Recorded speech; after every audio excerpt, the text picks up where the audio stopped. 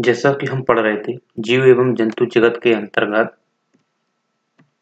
मैंने एक कोशिकीय एवं बहुकोशिकीय जीव के अंतर्गत जैसा कि मैंने बताया था, ये जो मेरुरज्जु विहीन है उसमें 8 कैटेगरी थी। उसमें से मैंने पढ़ा पॉरीफेरा, तो उसी में मैंने पढ़ा था पॉरीफेरा था, सिलेंटेटरा था, उसी में मैंने पढ़ा था, आपको बताया था प्लेंटी जो हेलमिन्थीज है, एस्केलेमेंथीज है, एनामीडा है, इनके विषय में हमने बताए थे। तो हम एनामीडा बता रहे थे कि एनामीडा के अंतर्गत जो जीव आते हैं वो उनका जो अंगतंत्र होता है काफी मतलब डेवलप होता है, उसमें उत्सर्जन तंत्र और श्वसन तंत्र पाए जाते हैं, क्योंकि उसमें देखा जाता है कि जो रक्त पर संचरण तंत्र है, रक्त पर तंत्र भी होता है, लेकिन रक्त पर तंत्र जो होता है वो एक्चुअली में बंद होता है, क्योंकि उसमें जो शुद्ध अशुद्ध जो रक्त होता है वो उसी में ही देखा जाता है, इसलिए उनका जो रक्त पर संचरण तंत्र होता है वो खुला नहीं होता है। अब बात यही होती है कि उसके में जो आने वाले जीव हैं, जैसे केचुआ हुआ, जोंक है, जोंक देखा होगा आपने जो पानी पाई जाती है और वो काफी देखा हो कि शरीर में लग जाती है और खून चूसती है, तो वो भी उसी एनालिडा के अंतर्गत ही आती है। इसी में मैंने आपको बताया था कि जो केचुआ होता है वो अपना जो उत्सर्जन है वो नेफिडिया से करता है, नेफिडिया के माध्यम से करता है, और इसमें जो देखे जाते हैं कि जो इनकी जो नीचे परत होती है उसमें काइटिन लगी होती है, तो जमीन से खिसक के चलते हैं, सिकुड़ के चलते हैं। ओके, तो आज का जो हमारा लेक्चर है वो लेक्चर है आर्थ्रोपोडा से संबंधित, और इसी के अंतर्गत जो विकास की क्रम की अवस्था थी जिसमें मैंने सभी अलग अलग कैटेगरी में बताया था, लेकिन आज ये हम बताएंगे आपको जो आर्थ्रोपोडा है। आर्थ्रोपोडा देखा जाए तो एक प्रकार सा जो मेरुरज्जु विहीन जीव है, जैसा कि हम बता रहे थे आपको जो कोशिका है। ओके, जो कोशिका के आधार पर आपको मैंने बताया था कि जो मेटाजोआ है इसके 2 भाग होते हैं, जिसमें एक मेरुरज्जु विहीन है, दूसरा आता है मेरुरज्जु युक्त, जिसमें हम आपको मेरुरज्जु विहीन के अंतर्गत ही बता रहे थे कि इसकी 8 कैटेगरी है, जिसमें से मैंने आपको 5 कंप्लीट करा दी थी। ठीक है, उसमें आपको जैसा कि बताया था मैंने पॉरीफेरा था, ठीक है, एसेंटेंटरा था, ठीक है, उसे हम एक एक और बोल सकते हैं कि जो प्लेटीहेल्मिन्थीज था, जिसमें सिलेंटेटरा मैंने आपको बताया, एनामीडा है, ओके, एस्केलेमेंथीज है। तो आज हमारा जो था वो आर्थ्रोपोडा से संबंधित था। तो आर्थ्रोपोडा की अगर बात की जाए, आर्थ्रोपोडा की अगर बात की जाए, ये सब जीवों में सबसे बड़ा जीव का एक भाग माना जाता है, जिसमें लगभग 8,63,000 प्रजातियां देखने को मिलती हैं। लिख लो, 8,63,000 प्रजातियां देखने को मिलती हैं, और ये संपूर्ण जितने जीव जंतु हैं, संपूर्ण जीव जंतु का 2/3 भाग इसमें सम्मिलित होता है, और साथ ही साथ इसमें देखा जाता है कि इनका विशेषताएं जो अगर देखी जाएं, तो विशेषताओं में अगर हम समझते हैं तो इसमें जो उनका परिसंचरण तंत्र होता है, ब्लड का सर्कुलेशन होता है, वो खुला होता है, अर्थात कि इनका जो परिसंचरण तंत्र वो विकसित होता है। ओके, जिसमें धमनियां और सिराएं पाई जाती हैं, धमनियां और सिराएं पाई जाती हैं, और धमनियों और सिराओं के माध्यम से ये क्या करते हैं, खून का सर्कुलेट करते हैं, यानी कि शुद्ध और अशुद्ध जो जो खून का सर्कुलेशन होता है, ओके, वो कहाँ होता है, उनकी अलग अलग जो धमनियां सिराएं हैं उसके माध्यम से प्रवाहित होता है। तो आप समझ सकते हो कि खुला परिसंचरण तंत्र के माध्यम से इनका जो ब्लड सर्कुलेशन है वो कितना विकसित होता है। साथ ही साथ इसमें हम देख सकते हैं कि जो इनका तंत्र होता है, जैसे उत्सर्जन तंत्र हुआ, श्वसन तंत्र हुआ, वो भी विकसित होता है, और ये सबसे अधिक पाए जाते हैं, क्योंकि इनमें देखा जाए तो जीवों की विशेषता होती है कि इनके जो नेत्र होते हैं वो काफी देखे जाएं तो नेत्रांश होते हैं, यानी कि इनके नेत्रों की अगर बात की जाए तो नेत्रों में नेत्रांश पाए जाते हैं, नेत्रांश पाए जाते हैं, और ये नेत्रांश अगर देखते हैं तो लगभग में 1,000 से 2,000 तक प्रतिबिंब बनते हैं।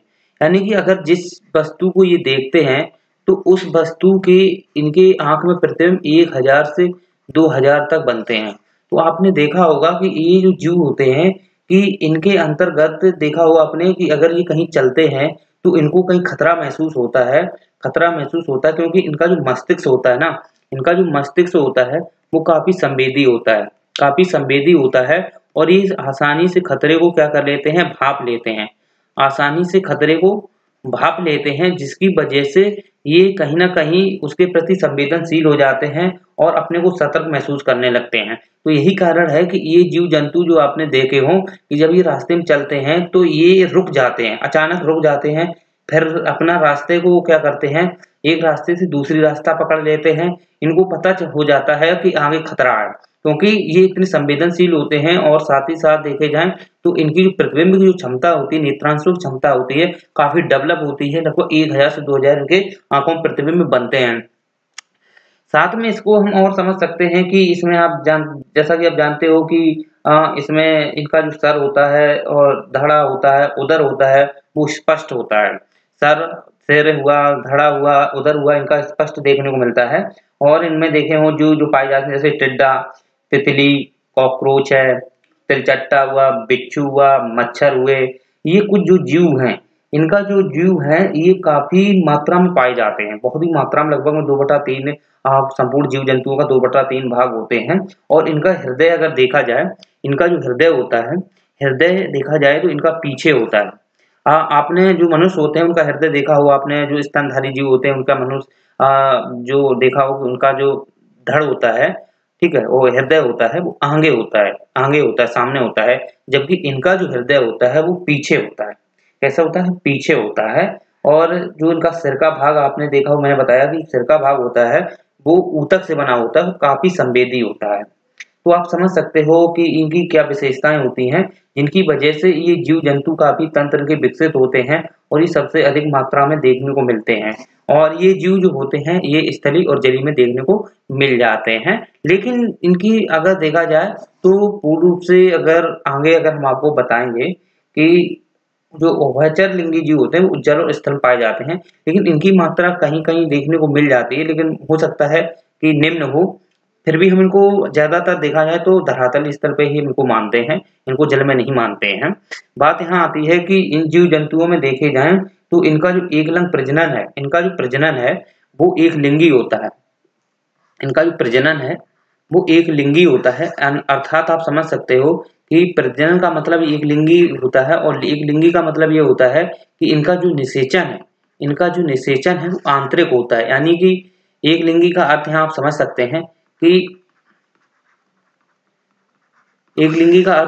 सकते हैं कि इनका निषेचन आंतरिक होता है और मादा के माध्यम से होता है।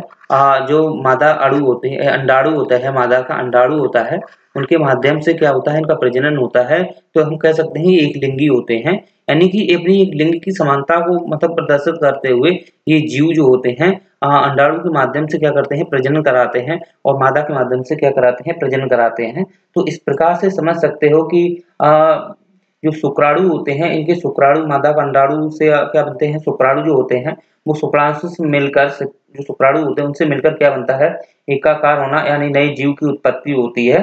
तो इस प्रकार से समझ सकते हैं कि इसमें बहुत सारे जीव पाए जाते हैं, जैसे कि टिड्डा, तितली, कॉकरोच हैं, तिलचट्टा हुए, इसी में कीट पतंग हुए। कीट पतंग में आपने देखे हो कि जिसमें जो जीव होते हैं इनकी विशेषता और होती है, लगभग में देखे जाएं तो इसमें 8 पैर और 4 पंख होते हैं। ओके, इसमें 8 पैर और 4 पंख होते हैं। इसकी वजह से ये चलने में भी काफ़ी अपने को थकान महसूस नहीं करते हैं, लंबे समय तक ये चलते रहते हैं। तो ये जीव-जंतु जो होते हैं, इनकी आपको कुछ आपने जो विशेषता है आपने समझ लिया है।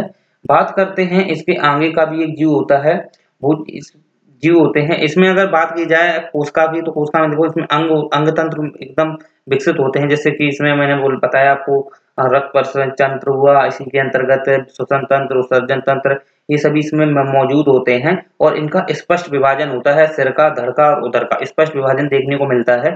तो इस प्रकार से ये जीव इस श्रेणी के अंतर्गत आते हैं। नेक्स्ट मैं आपको बताना चाहूंगा कि इसी के अंतर्गत तो नहीं, अगला आपको बताएंगे मोलस्का। मोलस्का जीव आपने देखा हो मोलस्का। मोलस्का के अंतर्गत सॉरी, मोलस्का जीव देखा हो कि मोलस्का के जो जीव होते हैं, मोलस्का के जो जीव होते हैं, तो इनके जो ऊपर ऊपर आपने इनके जो देखी हो एक सुरक्षा कवच लगा होता है। ओके, इनके ऊपर एक सुरक्षा कवच लगा होता है कैल्शियम कार्बोनेट का, और काफी कठोर होता है। ओके, मूंगा की तरह होता है, और यही क्या है, निरंतर जब बनते रहते हैं तो यही मूंगा बन जाते हैं। तो मूंगा एक्चुअली में कुछ भी नहीं है, एक्चुअली में वो कैल्शियम कार्बोनेट से ही बनकर बनता है मूंगा।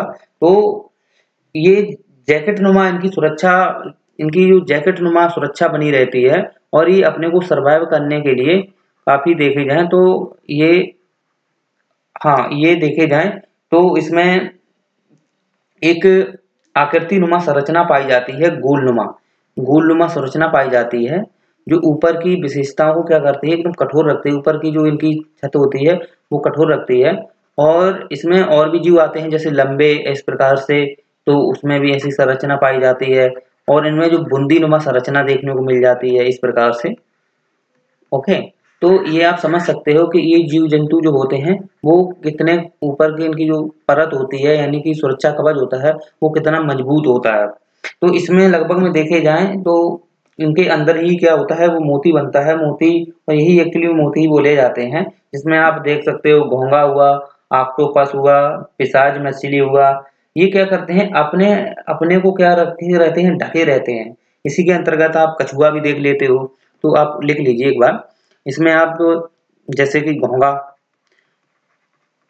ऑक्टोपस,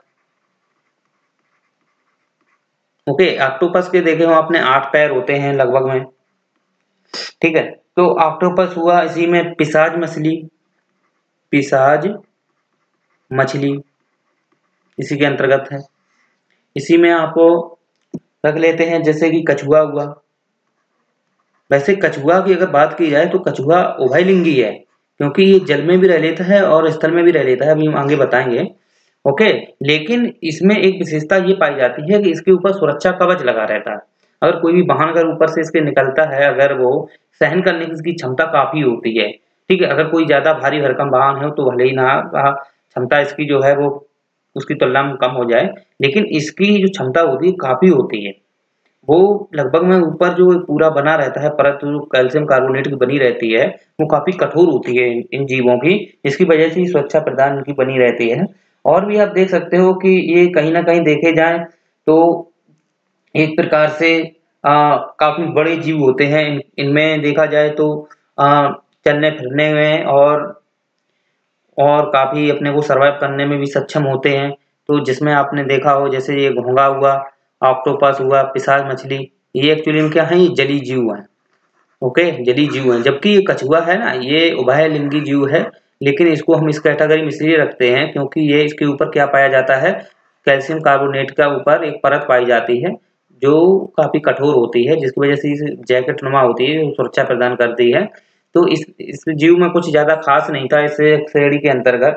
इसी के अंतर्गत हम आगे अगला जो पढ़ेंगे वो पढ़ेंगे हम इकाइनोडर्मिटा। इकाइनोडर्मिटा आपने जीव देखे होंगे, जो इकाइनोडर्मिटा होते हैं लगभग अंतिम श्रेणी के जीव हैं, इकाइनोडर्मिटा। अगर हम इन जीवों की बात करें, इकाइनोडर्मिटा की बात करें, तो इसमें देखा जाए तो जल संवहन प्रणाली होती है, जो इसमें इससे भोजन प्राप्त करने, उत्सर्जित करने देते हैं। यानी कि एक संवहन प्रणाली होती है इनके अंतर्गत, संवहन प्रणाली होती है, जल संवहन प्रणाली इसे बोलते हैं। ये क्या करते हैं, जल को मतलब कि प्रकार से इसमें भोजन को भी प्राप्त करते हैं, उत्सर्जित भी करते हैं। तो इस संवहन प्रणाली के माध्यम से जिस छिद्र से ये क्या करते हैं, जल को संवहन करते हैं, उसी से क्या करते हैं, उत्सर्जित भी करते हैं। तो इस प्रकार समझ सकते हो कि इसके अंतर्गत काफी जीव आते हैं, जैसे कि स्टारफिश हुआ, काफी बड़े जीव होते हैं, स्टारफिश है, ये लिख लेना, एग्जाम में पूछ दिए जाते हैं। ब्रेंटल फिश हुआ, ब्रेटल फिश हुआ। ओके, इसी में आप जैसे कि कैटल फिश है, कैटल फिश है। इसी में आपको पैरट फिश है।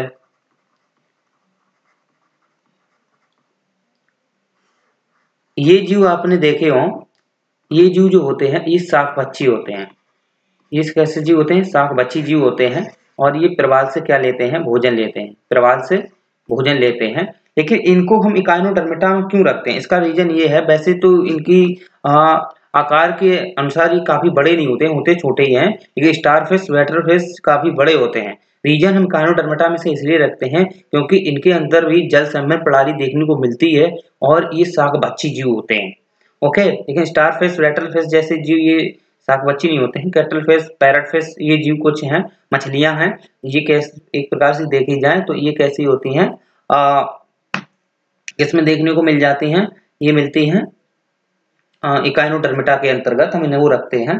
तो आप समझ सकते हो कि किस प्रकार से इकाइनोडर्मिटा है और इसमें देखे जाएं तो क्या गुणवत्ता पाई जाती है। जल संवहन प्रणाली होती है जिसके माध्यम से ये भोजन को प्राप्त और सर्जन करने का प्रयास करते हैं, यानी कि यहीं से वो करते हैं। तो इसके अंतर्गत जो हमारा मेरुरज्जु विहीन था, मेरुरज्जु विहीन कैटेगरी के अंतर्गत ये 8 श्रेणियां थी, जिसको मैंने एक एक करके उनकी विकास क्रम की अवस्था के अकॉर्डिंग बताया, उसकी कोशिका के डेवलप के अकॉर्डिंग बता दिया। इसके अंतर्गत हम एक बार रिवाइज कर देते हैं, जिसमें आपने नाम सुना होगा प्रीपोरीफेरा है, सीलेंटेरेटा है, इसी में आ जा प्लेटी हेलमिनथीज है, एस्केमिनथीज है, ओके, एनामीडा है, आर्थ्रोपोडा है, मोलस्का है, इकाइनोडर्मिटा है। ओके, इकाइनोडर्मिटा में आपने जैसे और भी एक नाम सुना हो जैसे तारा मछली। ओके, ये कुछ हैं जैसे ये आप समझ सकते हो कि इसके अंतर्गत कौन कौन सी श्रेणियां आती हैं, कौन कौन से वर्गीकरण में इसको हम रखते हैं। अब बात हम ये करते हैं कि बहुकोशिकीय के अंतर्गत ही, बहुकोशिकीय के अंतर्गत हम, एक मिनट, हाँ, बहुकोशिकीय के अंतर्गत हम दूसरा पढ़ रहे थे, जिससे कि हम कोशिका के अंतर्गत पढ़ रहे थे मेटाजोआ। जो मेटाजोआ की 2 भागों में विभाजित किया था, एक मेरुरज्जु विहीन और दूसरा है मेरुरज्जु युक्त। तो मेरुरज्जु विहीन के अंतर्गत मैंने 8 कैटेगरी में सभी जीव जंतु कोशिका के विकसित के आधार पर, उनकी संरचना के आधार पर, ओके, मैंने आपको कंफर्म तरीके से बता दिया है स्पष्ट रूप से। ठीक है, उसमें जो भी डिफ्रेंशिएट होता है, उनमें जो भी अंतःस्थिति थी, अंतर स्थापित हुआ करता था, वो हमने सभी को आपको बताने का प्रयास किया है। इसी के अंतर्गत है मेरुरज्जु युक्त। ये ऐसे जीव होते हैं, काफी बड़े जीव देखने को मिलते हैं और इसमें कहीं ना कहीं देखा जाए तो रीढ़ की हड्डी होती है, पीछे मेरुरज्जु होता है, वो देखने को मिलता है। तो पीछे के आपने देखा हो, जो पीछे साइड है, प्रमस्तिष्क से पीछे साइड एक रीढ़ होती है, उसे मेरुरज्जु बोलते हैं। स्पाइकल कॉर्ड, इसको हम स्पाइकल कॉर्ड बोलते हैं। तो ये किन जीवों में पाती है? इनके इनकी भी कई कैटेगरी होती हैं, जिसमें आपने नाम सुना हो स्तनधारी है, ओके, उनको स्तनपायी बोलते हैं। इसी में पक्षी वर्ग आता है, ओके। इसी के अंतर्गत आपने सुना हो सरीसृप है। इसके अंतर्गत आपको रख सकते हो जैसे स्तनपायी है, ओके। इसी में आपने जैसे नाम सुना हो मत्स्य वर्ग है, यानी कि मत्स्य वर्ग आपने नाम सुना हो, मछली मत्स्य वर्ग है, ओके। तो ये कुछ है, इसी के अंतर्गत आप उभयचर को भी ले लेते हैं, उभयचर हैं। तो ये 5 कैटेगरी हैं इसकी, जो मेरुरज्जु युक्त के अंतर्गत आती हैं। तो इसमें इनको हम एक एक करके स्पष्ट कर समझाएंगे कि किस प्रकार से इनकी कैटेगरी को रखते हैं। सबसे पहले हम समझने का प्रयास करेंगे जो मत्स्य वर्ग है। मत्स्य वर्ग में आप जानते हो कि जो मत्स्य वर्ग होता है, इसमें क्या आती हैं? मछलियाँ। क्या आती हैं? मछलियाँ। तो मछली आपने देखी हो, जो मछली होती हैं, तो मछली में एक देखा हो आपने, जिसमें आपने एक प्रकार के देखा हो, इसमें लगभग में 20,000 प्रजातियां आती हैं, ओके। इसी के अंतर्गत आपने देखा हो जो बहुत सारे होते हैं, जिसमें मतलब कि हृदय अगर देखे जाएं तो इनके हृदय जो 2 चैम्बर के पाए जाते हैं, यानी कि एक आलिंद और एक निलय। तो इनके जो हृदय होते हैं, इनके जो हृदय होते हैं, इन हृदय में आप देखना हो 2 चैम्बर लगे होते हैं, 2 चैम्बर, जिसमें आपने 2 चैम्बर में आपने नाम सुना हो, एक आलिंद, एक निलय। ठीक है, तो आप समझ सकते हो कि इसके 2 चैम्बर होते हैं और इन चैम्बर में आलिंद और एक निलय पाया जाता है, जो श्वसन एवं ब्लड सर्कुलेटर के में कार्य करने में सहायक होते हैं। इसमें आपने जैसे सुना हो जैसे कि जलीय घोड़ा है, यानी कि सी हॉर्स बोलते हैं। इसमें आप ले सकते हो जैसे सी हॉर्स है, जलीय घोड़ा हुआ, ओके, सी काऊ हुआ, सी काऊ यानी कि समुद्री गाय, ओके। इसी के अंतर्गत हम ले सकते हैं डॉल्फिन, इसी में हम ले सकते हैं तारापीडो मछली, तारापीडो। इसी में हम अंतर्गत रख लेते हैं जैसे कि शार्क मछली हुई, वो व्हेल है, शार्क है, व्हेल है, ओके। तो ये कुछ जीव आते हैं इसकी श्रेणी में, जिसमें आपने सी हॉर्स, सी काऊ, लेकिन ये डॉल्फिन जो होती है ये कुछ इसके देखे जाए तो 4 चैम्बर होते हैं, 4 चैम्बर होते हैं, 2 आलिंद 2 निलय। जबकि अन्य जीव और अन्य जो यहाँ पे मत्स्य श्रेणी के अंतर्गत आने वाले जीव होते हैं उसमें देखे जाए तो केवल 2 ही चैम्बर पाए जाते हैं, एक आलिंद और एक निलय। इसके अंतर्गत मैंने सी हॉर्स, सी काऊ, डाल और तारापीडो, शार्क, व्हेल, ये कुछ जीव बता दिए हैं। तो आप समझ सकते हो ये केवल देखे जाए तो जल में ही पाए जाते हैं। इनकी एक विशेषता ये होती है कि ये जीव ओनली जल में ही पाए जाते हैं। अगर इनको स्थल में अगर आते हैं तो ये लंबे समय तक सर्वाइव नहीं कर पाएंगे, तो उनकी मृत्यु भी हो सकती है। इसलिए ये जल में ही सर्वाइव कर पाते हैं, क्योंकि इनका जो एक निवास स्थान है वो जल ही है। तो आप यहाँ समझ सकते हो कि इसमें क्या इसकी विशेषता होती है, जिसके अंतर्गत मैंने आपको बता दिया। साथ ही साथ देख सकते हो कि ये जीव जो होते हैं असमतापी रूप के होते हैं, यानी कि इनका जो ब्लड होता है वो काफी ठंडा होता है, तो इसकी वजह से ये ठंडे खून के जीव पाए होते हैं। और भी देख सकते हो कि इसमें आप एक समुद्री घोड़ा है, तो समुद्री घोड़ा में देखा हो कि जो नर होता है, नर मादा इसी के अंतर्गत ही पाई जाती है, क्योंकि इसके शरीर में भ्रूण कोष्ठ होता है, ओके। तो ये क्या करता है अपने अंदर ही मतलब कि अंडा रखता है।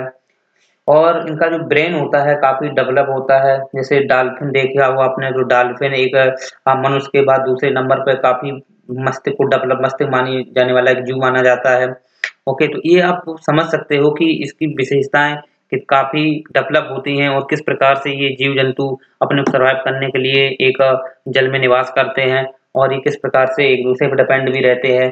तो ये कुछ जीव थे जिसको मैंने आपको कंफर्म बता दिया है। इसमें कोई ज्यादा खास नहीं है, और ये मनुष्य के बाद ये काफी विकसित माने जाते हैं। ये जीव जंतु होते हैं मनुष्य के दिमाग से, और फिर इनके दिमाग जो होता है ये दूसरे नंबर पे माने जाते हैं। एक बात ये विशेष आप याद रख लेना। आगे का जो जीव आते हैं असमतापी के विषय में तो समझ ही लिया है कि असमतापी होते हैं क्योंकि इनका जो ब्लड होता है काफी ठंडा होता है, और ये देखे जाए तो इनका तापमान निश्चित नहीं होता है, और इनका तापमान कम ज्यादा मतलब होता रहता है। अगर एक एक प्रकार से देखा जाए जैसे मनुष्य है, तो मनुष्य का एक तापमान निश्चित होता है, ओके। हाइपोथैलेमस ग्रंथि के साथ वो नियंत्रण बना रहता है। जबकि ये जो जीव होते हैं, इन जो असमतापी जीव होते हैं, इनका ब्लड ठंडा होता है, तो इनका एक निश्चित नहीं होता है। इनका गर्म ठंडा हो सकता है, ठंडा होगा तो माइनस में और भी ज्यादा जा सकता है, गर्म में भी जा सकता है। मतलब एक प्रकार से इनका वो डिपेंड करता है कि वो वहाँ का किस प्रकार का वातावरण है और किस प्रकार की वहाँ पे सर्वाइव करने में उनकी क्षमता क्या है, ओके। तो इस राइट पे उनको डिपेंड करता है वो किस प्रकार से वहाँ पे अपने को सर्वाइव कर पाते हैं। इसी के अंतर्गत हम अगला अगर पढ़ते हैं तो उसमें हम जैसे उभयचर हुआ, तो उभयचर जो होते हैं दूसरा नंबर है उभयचर। उभयचर एक ऐसे जीव होते हैं जो जल और थल दोनों में रह लेते हैं, जल एवं थल में दोनों में देखने को मिल जाते हैं। जिसमें आपने पढ़ा होगा कि टोडा हुआ, मेढक हुआ, ओके। ये कुछ जीव होते हैं जैसे टॉड या टॉड बोलते हैं, टोडा या टॉड। इसमें मेढक है, टॉड हुआ, मेढक हुआ। इसी के अंतर्गत आप रख लेते हो जैसे कछुआ, कछुआ हुआ। इनका जो चैम्बर होता है, इनका जो चैम्बर देखा जाए, चैम्बर 4 चैम्बर होते हैं, या 4 कोष्ठीय चैम्बर उसको बोलते हैं, 4 कोष्ठीय चैम्बर। अर्थात कह सकते हैं कि इसके 2 आलिंद होते हैं, 2 आलिंद और 2 ही निलय होते हैं। तो 2 आलिंद और 2 ही निलय इसमें देखने को मिल जाते हैं। और इसके जो जीव होते हैं, इनका जो भ्रूण होता है, इनका जो निषेचन होता है, तो ये क्या करते हैं, ये भी एक प्रकार के देखा जाए तो एक लिंगी होते हैं, एक लिंगी होते हैं। ओके, तो ये भी क्या करते हैं, इनमें एक मेढक जो होता है, तो इन मेढक में क्या पाया जाता है, आपने देखा हो, बोम पाया जाता है, बोम बोम, या हम इसे एक प्रकार से बोल सकते हैं बॉक कोष।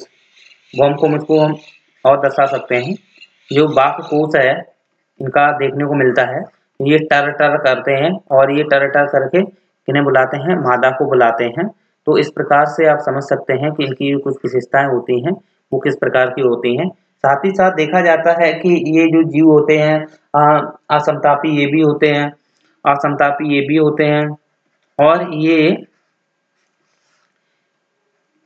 गर्म गर्म दिनों में एवं शीत दिनों में, क्या शीत दिन जो ऋतुएं लगती हैं, गर्म ऋतु और शीत ऋतु में ये मिट्टी के नीचे छिप जाते हैं और वहीं पत्थरों में पड़े रहते हैं, और जैसी बरसात आती है तो ये फिर से पुनः जल से बाहर निकल आते हैं।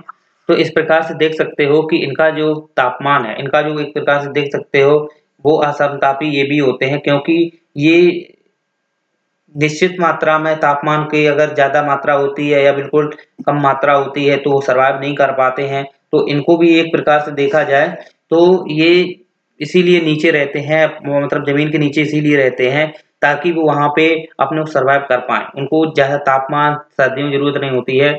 जैसे ही बारिश होती है तो बारिश जैसे ही नीचे जाती है, रिसर्च के जाती है, तो ये बाहर निकल आते हैं, तब इनको मादा नहीं मिलती है, दिखने को नहीं मिलती है, तो ये टर टर टर टर करके मादा को बुलाते हैं। तो इस प्रकार से ये उछलते हैं पानी में, देखा हो नीले हरे पीले हरे कलर के ये देखने को मिलते हैं। तो ये है उभयचर, ये क्योंकि ये जल और थल में देखने को मिल जाते हैं। इसी के अंतर्गत आपने देखा हो जो कछुआ होता है, कछुआ आपने देखा हो तो ये भी मैंने आपको मोलस्का में बताया था। ओके, तो इसके अंतर्गत जो उभयचर है, तो इसके अंतर्गत जैसे कि मैंने बताया था कि किस प्रकार से ये जो जीव है वो जीव एक प्रकार से एक लिंगी है, निषेचन है। इनका निषेचन देखा जाए तो आंतरिक ही होता है, और इनका जो काफी इनके हृदय में देखा जाए तो 3 चैम्बर पाए जाते हैं। ओके, इनके हृदय में क्या पाए जाते हैं, 3 चैम्बर पाए जाते हैं, और जबकि जो कछुआ होता है, ये कछुआ है, इसका 4 चैम्बर है, 4 कोष्ठी कछुआ होता है। और वैसे तो ये उभयचर इसलिए है, उभयचर इसलिए है, देखिएगा इसकी विशेषताएं 3 प्रकार से आप समझ सकते हैं। जैसे कि जो कछुआ है ये 4 कोष्ठी है, ठीक है, और इसे हम उभयचर में क्यों रखते हैं, क्योंकि ये जो जीव है वो स्थल और जल में दोनों में रह लेता है। और इसे मोलस्का में क्यों रखते हैं, क्योंकि इसके जो ऊपर है, इसके ऊपर क्या पाई जाती है, कैल्शियम कार्बोनेट की एक परत, एक मतलब सुरक्षा कवच पाया जाता है, इसलिए इसको किस में रख लेते हैं, मोलस्का में। और उभयचर में रख लेते हैं क्योंकि ये जल और स्थल दोनों में पाया जाता है, और ये कैसा है, 4 कोष्ठी भी है। तो आप 4 कोष्ठी वाले आगे हम बताएंगे तब बता देंगे। तो आप समझ सकते हो कछुआ की कितनी विशेषताएं होती हैं। और देखा जाए तो ये कैल्शियम कार्बोनेट से बने होते हैं, तो ये कहीं ना कहीं देखे जाए तो पक्षी होते हैं, इनसे इनकी टक्कर होती रहती है, क्योंकि पक्षी के जो अंडे होते हैं उनको कैल्शियम कार्बोनेट चाहिए। ओके, तो उनको क्या चाहिए, जब उनके काफी अम्लीय वर्षा होती है तो काफी घिस जाते हैं, तो जैसे वो घिस जाते हैं तो उनको लिए क्या जरूरत पड़ती है, तो कैल्शियम कार्बोनेट की आवश्यकता पड़ती है, तो वो घोंघा से, कछुओं से, इनसे क्या है प्राप्त करते हैं। तो इसकी वजह से क्या होते हैं कि इनको ये घायल हो जाते हैं, इसलिए ये देखे जाएं तो जमीन स्तंभ कम आते हैं, ये जल में ही रहते हैं, तो ये एक रीजन पाया जाता है। तो उभयचर के अंतर्गत जो जीव होते हैं तो वो कहीं ना कहीं देखे जाएं तो स्थली और जली दोनों में देखने को मिल जाते हैं। और ये 3 चैबरी होते हैं, जिसमें 2 आलिंद एक निलय होता है, 2 आलिंद एक निलय होता है, आप समझ सकते हो। तो इस प्रकार से आप समझ सकते हो कि इसमें इनकी अवस्था अगर देखी जाए तो काफी सुषुप्त अवस्था पाई जाती है। ग्रीष्म काल में ये चले जाते हैं, बरसात में देखने को मिल जाते हैं, जिनको ग्रीष्म काल में हम उसको सेप्टिनेशन बोलते हैं, शीतकाल को हाइबरनेशन बोलते हैं। तो ये देखे जाते हैं कि ये जीव जंतु जो होते हैं वो अपने को सुरक्षित करने के लिए कहीं ना कहीं जमीनी स्तर में ही रहते हैं। ओके, तो ये कुछ बेसिक इसके पॉइंट थे, नॉलेज थी। तो आगे हम इसके अंतर्गत हम पढ़ते हैं कि जो सरीसृप हैं, ओके, जो सरीसृप हैं इनके विषय में थोड़ा जान लेते हैं। सरीसृप हल्का हल्का जान लेते हैं, जो यूपीएससी के लिए सफिशिएंट है, और कोई इसमें ज्यादा पीएचडी नहीं करनी। सरीसृप के विषय में अगर समझते हैं, जो सरीसृप है, रेप्टाइल, ये जो जीव होते हैं इनके में अगर देखा जाए तो ये इस प्रकार के जीव होते हैं।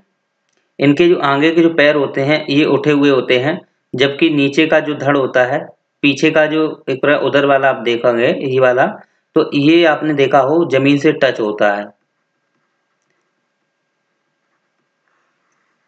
जिसमें आप वो एग्जाम्पल देख सकते हो कि जैसे गिरगिट है, गिरगिट आपने देखा हो कि इसके ऊपर का जो देखें आगे के जो पैर हुए वो उठा के चलता है, जबकि पीछे का हिस्सा होता है ये वाला, यहाँ तो पैर होते हैं इसे उठा के चलता है ये, लेकिन यहाँ के जो ये हिस्सा होता है ये जमीन में कैसे रहता है, खिसक खिसक के चलता है। इसी में आपने सर्प देखा हो, ओके, तो सर्प देखा हो तो सर्प का आगे का धड़ ऐसे उठ के चलता है, ओके, और ये वाला हिस्सा पूरा क्या है, जमीन में टच होके चलता है। तो ये सर्प हुआ। तो जैसे सर्प हुए, गिरगिट हुए, तो ये कुछ जीव इसके अंतर्गत आते हैं। और देखते हैं कि इनके जो श्वसन तंत्र होता है वो गिल के माध्यम से और फेफड़े के माध्यम से श्वसन लेते हैं, यानी कि इनका जो श्वसन तंत्र होता है वो किसके माध्यम से लेते हैं, गिल्स और फेफड़े दोनों के माध्यम से ये क्या करते हैं, श्वसन तंत्र को विकसित करते हैं, यानी कि श्वास लेते हैं। और भी देखे जाते हैं जैसे घड़ियाल भी है, मगरमच्छ है, छिपकली है, घुघु है, ओके। जैसे इसमें हम समझ सकते हैं जैसे कि घड़ियाल हुआ, घुघु है, घुघु आपने देखी हो इसके काफी पैर मजबूत होते हैं, बहुत ही स्ट्रॉन्ग पैर होते हैं। आपने देखा हो कि लोग पहले राजा महाराजा इसका यूज करते थे, ठीक है, कहीं भी युद्ध में जाते थे तो उस पे ऊपर जैसे चढ़ते थे कहीं पे, उस पे देखा होगा आपने कोई भी, ओके, समझ सकते हो कि इनका जो यूज हुआ करता था किसमें हुआ करते थे, पहले के राजा महाराजा इसका प्रयोग करते थे जब युद्ध में जाते थे, तो वहां के जो पाए जाने वाले जो महल हैं उन पे ऊपर चढ़ती थी सेना, तो इन्हीं गोह का प्रयोग करके चढ़ती थी, तो इस प्रकार से इसका यूज हुआ करता था। तो इसी में देखा हुआ अपने छिपकली है, और इसी में आप जैसे मगरमच्छ है, ओके, इसी में जैसे सर्प है। तो ये देखे जाते हैं कहीं ना कहीं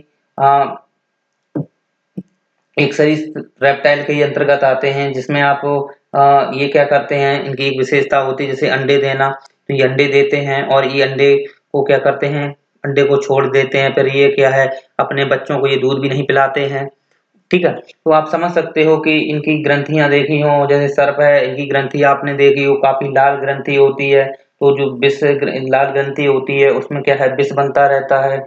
और इनकी जो छिपकली जैसे देखी हो, छिपकली में देखा हो जो पंजे होते हैं वो गद्दीनुमा होते हैं, वैक्यूम होता है, ओके, वैक्यूम होता है, निर्वात क्रिएट करती है, ठीक है। तो इनके चैम्बर की अगर बात की जाए तो 3 चैम्बर इसके भी होते हैं, जिसमें आपने देखा हो दो दो आलन एक निलय, ठीक है। तो और इसी में आपने देखा हो जो छिपकली होती है, तो छिपकली में आपने हेलोडर्मा देखी हो, ये काफी जहरीली छिपकली होती है।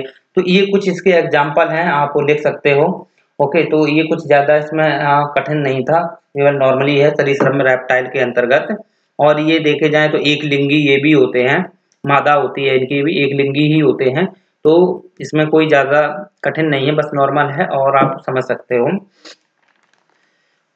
आगे आता है इसके अंतर्गत मेरुरज्जु युक्त के अंतर्गत आता है पक्षी वर्ग।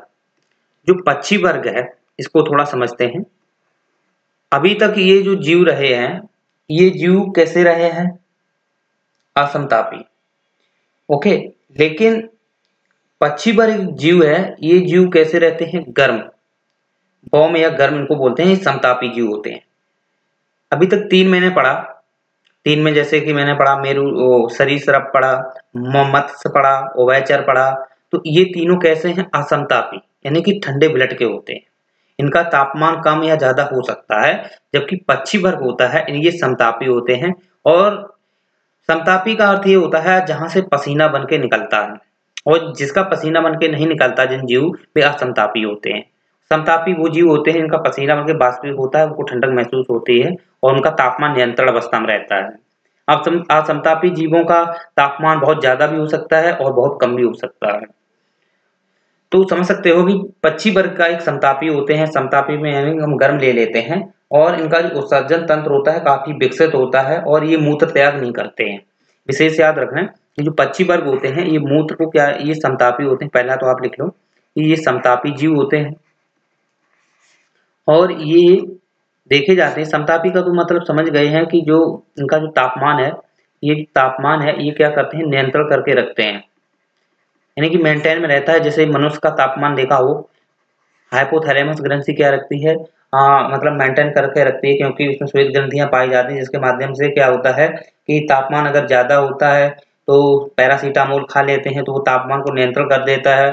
जिससे हाइपोथैलेमस की ग्रंथि क्या करती है, श्वेत ग्रंथियों के माध्यम से पसीनों को उत्सर्जित करती है और साथ ही उसमें क्या होता है उसका बाष्पील होता है और ठंडक महसूस होती है। तो ये कुछ होते हैं समतापी जीव पाए जाते हैं, जैसे कि समतापी के अंदर पक्षी वर्ग हो गया, स्तनपायी भी समतापी होते हैं। तो पक्षी वर्ग के अंतर्गत जो समतापी जीव होते हैं इनका भी एक प्रकार से तापमान होता है वो नियंत्रण अवस्था में ही होता है। इसमें आप देख सकते हो कि काफी जीव होते हैं, जैसे कि कीवी हुआ, शुतुरमुर्ग हुआ, ये काफी बड़े बड़े जीव होते हैं जो उड़ते नहीं है, पैदल ही इनकी रेस काफी तेज होती है, काफी लंबे समय तक ही भाग सकते हैं। ओके, साथ ही साथ देखा जाए तो सबसे छोटा भी जीव उसमें देखने को मिल जाता है, जिसमें आप हमीब बर्ड को ले सकते हैं। तो ये कुछ चीजें देखने को मिलती हैं। साथ ही इसमें आप समझ सकते हो कि इनका जो श्वसन तंत्र होता है, जो श्वसन तंत्र होता है वो फेफड़ों के माध्यम से लेते हैं। श्वसन तंत्र को फेफड़ों के माध्यम से लेते हैं और इनकी हड्डियां जो होती हैं, हड्डियां जो होती हैं खोखली होती हैं। हड्डियां एक प्रकार की इनकी खोखली मिलती हैं। आपने देखा हो कि मान लो ये चिड़िया है, ओके, ये जैसे चिड़िया है, ठीक है, इसके जो पैर हैं तो इसमें जो पाई जाने वाली जो हड्डियां हैं, ये हड्डियां हैं, तो ये हड्डियां कैसी होती हैं, खोखली होती हैं। ओके, इनके अंदर पाई जाने वाली जो हड्डियां होती हैं वो खोखली होती हैं। तो ये एक प्रकार के इनमें देखा जाए तो जल भी भर जाता है, अगर छिद्रनुमा में जाते हैं जल भर जाते हैं तो वहां से भी ये जल को ग्रहण कर लेते हैं, ठीक है। और देखा जाए तो ये अपने को क्या करते हैं, जहाँ से ये पानी पीते हैं वहीं से मूत्र त्याग करते हैं। वैसे जहाँ तक देखा जाए तो मूत्र नहीं त्याग करते हैं, क्योंकि ये पानी पीते समय अपना निकाल देते हैं। जब ये पानी पीते हैं तभी ये अपना मूत्र क्या करते हैं वो निकाल देते हैं, अलग से नहीं निकालते हैं। और इसमें आप समझ सकते हो कि ये पक्षी वर्ग कितना मतलब कि बहुत सारे होते हैं। इनका देखा जाए तो चैम्बर चतुकोष्ठीय होते हैं, यानी कि दो निलय दो आलिंद होते हैं। तो ये जो चैम्बर इसके देखे जाए, चैम्बर होते हैं चतुर्कोष्ठीय, यानी कि दो दो आलंद और दो निलय होते हैं। दो आलंद दो निलय होते हैं, जैसे कि स्तनपायी जो जीव होते हैं उनके अंतर्गत जो जीव देखे जाते हैं उनके भी होते हैं। तो इस प्रकार से इसकी कुछ विशेषताएं होती हैं और इनकी कुछ अपनी एक गुणवत्ता होती है, जिसके आधार पर ये अपने को सर्वाइव करते हैं और लाइफ एंजॉय करते हैं।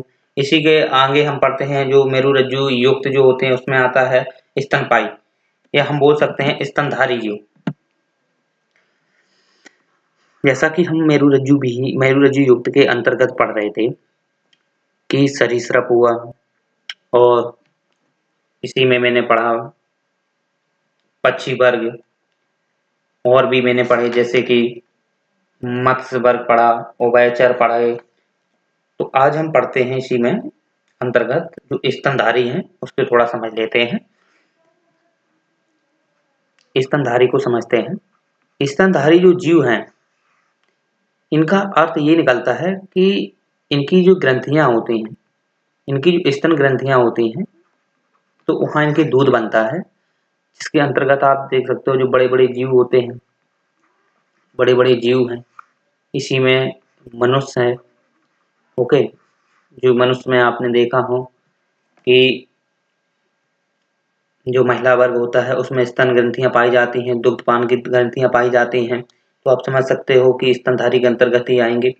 और भी आप देख सकते हो कि इनका जो तंत्र होते हैं, तंत्र सुविकसित होते हैं, सुविकसित तंत्र होते हैं, जिसमें आप कोई भी तंत्र ले लो, श्वसन तंत्र ले लो, पाचन तंत्र ले लो, यानी डाइजेस्टिव तंत्र ले लो, सर्कुलेशन यानी ब्लड सर्कुलेशन तंत्र तंत्र ले लो, इसी में कंकाल तंत्र ले लो, जितने भी इसके तंत्र होते हैं, सर्जन तंत्र ले लो, ओके, नर्वस सिस्टम है, आपने देखा श्वसन तंत्र वो भी इसमें आ जाता है। तो ये सभी तंत्र इसके क्या होते हैं विकसित होते हैं, और ये काफी बड़े बड़े जीव देखने को मिल जाते हैं, जैसे हाथी हुआ, और बड़े बड़े जीव हाथी घोड़ा जितने भी ये जीव आते हैं इसी के अंतर्गत ही हम इनको ले लेते हैं।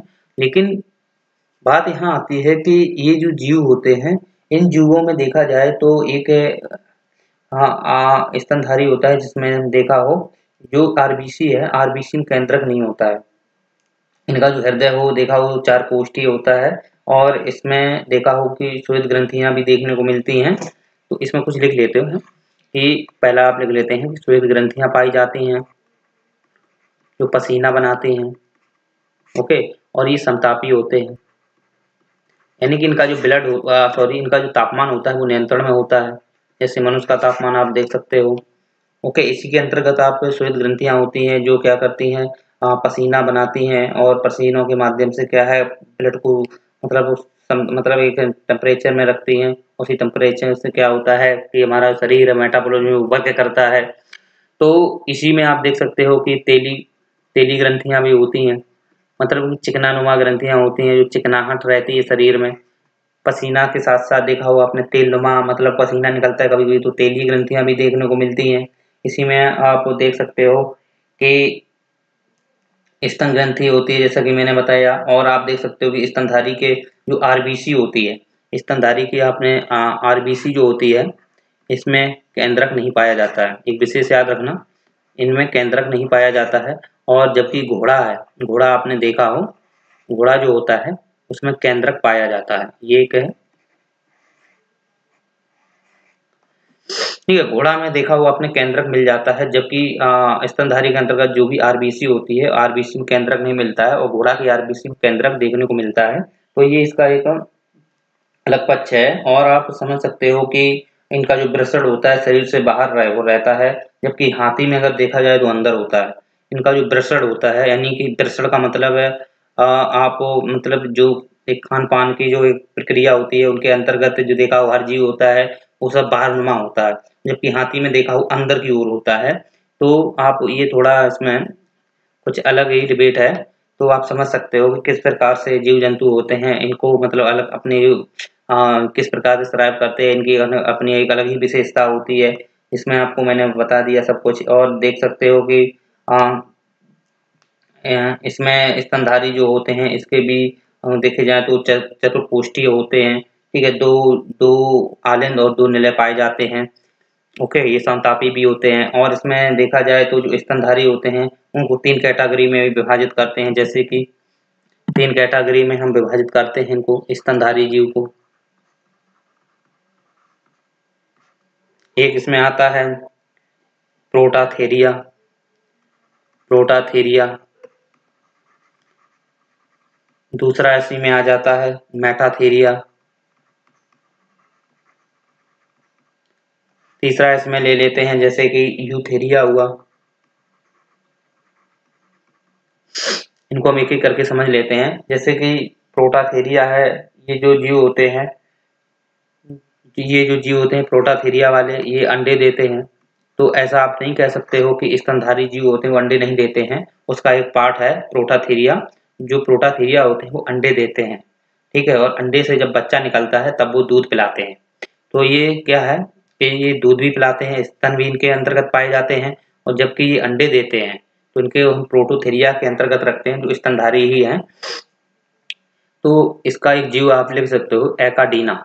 जो एकाडीना आपने जीव सुना होगा वो आप नोट डाउन कर लेना। एकाडीना जीव ही ऐसा एक जीव है जो स्तनधारी है और अंडे भी देता है। जब अंडे से बच्चा हो जाता है तो उस बच्चे को ये दूध पिलाते हैं। तो एकाडीना हुआ। अब मेटाथीरिया की अगर बात की जाए तो मेटाथीरिया में कुछ जीव ऐसे होते हैं जो आपने देखे हों कि इनके जो बच्चे होते हैं इतने परिपक्व नहीं होते हैं। इनके जो बच्चे होते हैं वो परिपक्व नहीं होते हैं, क्योंकि इनके जो जीव होते हैं तो जैसे कि कंगारू ले लो, इसी में कोआला, ये जीव ऐसे होते हैं।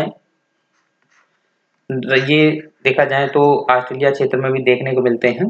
तो ये जीव ऐसे होते हैं जो इनकी एक थैली होती है, ये जैसे जीव है, ओके, ये जीव है। तो इसकी एक ऐसी थैली नुमा होती है। तो इस थैली में क्या करते हैं, ये बच्चे को रखते हैं और इसी में इसका पालन पोषण करते हैं। ओके, तो इस प्रकार से बच्चे बाहर आने के बाद भी बच्चे जैसे कि इनकी जैसे मतलब प्रजनन हो जाता है, इसके बाद ये बच्चों को पालने के लिए ये इसमें अपनी थैली नुमा रखते हैं।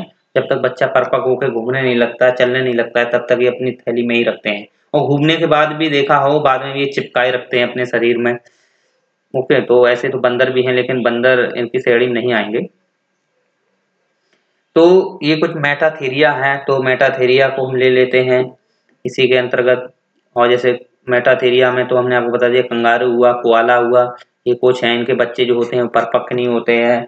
ओके, तो अगला जो आता है यूथेरिया। यूथेरिया में देखा जाए तो इनके बच्चे जो होते हैं काफी परिपक्व होते हैं। यूथेरिया के बच्चे जो होते हैं काफी परिपक्व होते हैं। इसमें बड़े जीव आते हैं, बड़े जीव देखने को मिलते हैं जिनके बच्चे काफी परिपक्व होते हैं। इसी में आप जैसे गाय है, भैंस है, ये कुछ जीव होते हैं जो काफी इनके बच्चे होते हैं परिपक्व होते हैं।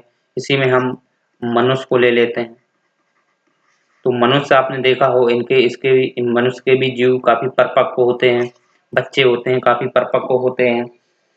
हाथी हुआ, तो ऐसे कुछ जीव होते हैं जो यूथेरिया के अंतर्गत, स्तनधारी के अंतर्गत आते हैं। तो आप समझ सकते हो कि ये किस प्रकार से, मतलब कि स्तनधारी जो होते हैं अपने को सर्वाइव करते हैं। कोई ज्यादा इसमें कठिन नहीं था, बल्कि नॉर्मल ही था। तो उम्मीद करते हैं कि आप लोगों को समझ में आ गया होगा।